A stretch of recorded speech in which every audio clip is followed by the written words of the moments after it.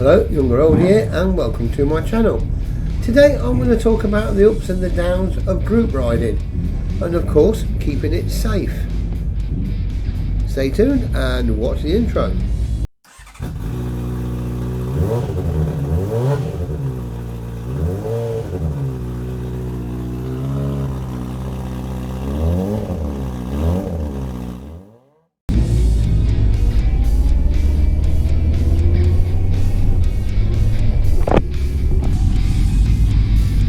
I've got someone blocking the roundabout off. Hey! Now I enjoy riding solo, but I also like to ride in a group, be it our small touring group or some of the larger arranged group rides and charity runs. So let's start off with a small group. The advantage of a small group is that you're more likely to know everyone on the ride and how they ride.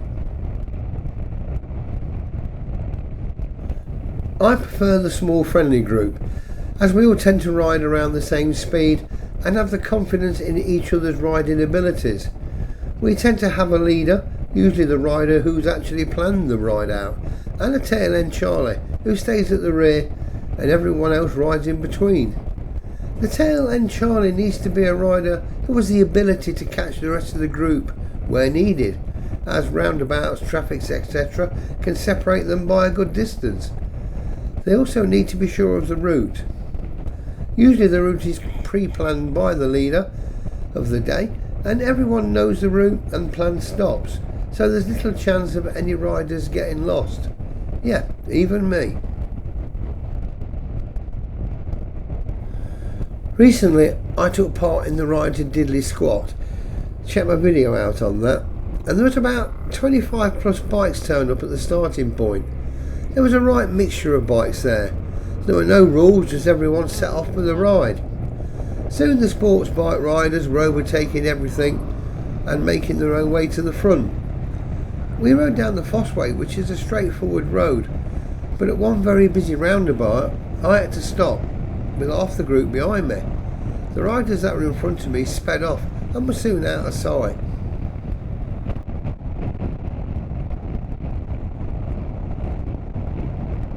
Now I know that area well, but I didn't actually know the destination point, so I just used my judgment, and yeah, I got it wrong. We eventually found it after a few miles detour. The mistake I made was having my sat-nav in my top box and not up and working on the bike, but I never expected to have to lead half the group due to the riders I was following not waiting at the correct junction that was needed. If the sat-nav was fitted and that destination programmed in, it would have been no bother at all. Riding in a large group can be enjoyable if it's well organised. Now there'll usually be marshals wearing high-vis vests so that they're recognisable. One marshal will be tail end Charlie, and he will always make sure that he remains at the rear of the group. They will never usually overtake anyone. The other marshals will ride behind the leader and drop off in turn at a junction where the leader will be going to turn left or right, or on an exit of a roundabout. This way the group will be able to see where to turn or exit. When that particular marshal can see the tail end Charlie, they normally pull out in front of them and then make their way back to the front behind the leader, so on and so forth.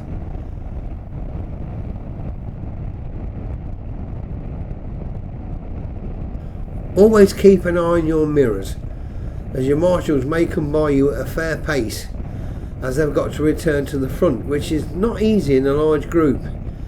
It's actually best to ride in a staggered formation to increase the rider's stopping distances and to prevent rear end shunting. The most important thing is that you all watch out for each other. Remember, you're in a group, you're in a team, and there's no I in team. I remember one incident on the way back from Belgium when a member of the group was stopped at customs regarding his Pillions passport.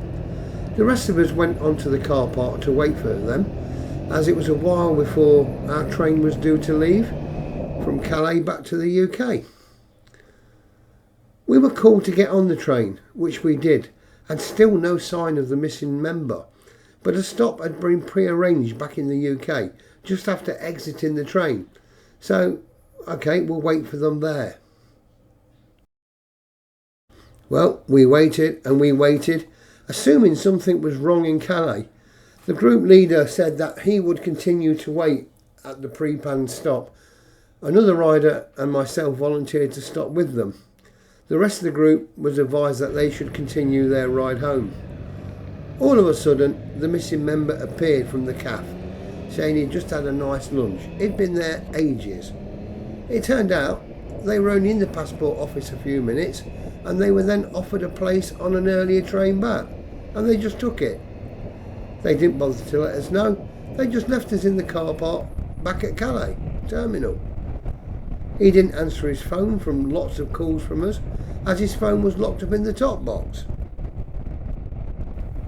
The rest of the group were not happy due to his lack of consideration. He just didn't seem to care.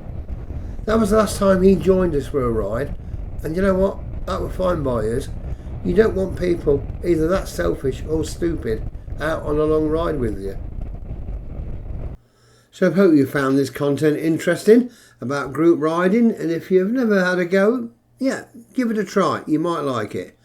But anyway, if you enjoyed it, please do the ticks, like and subscribe. And as always, take care, ride safe, and bye for now.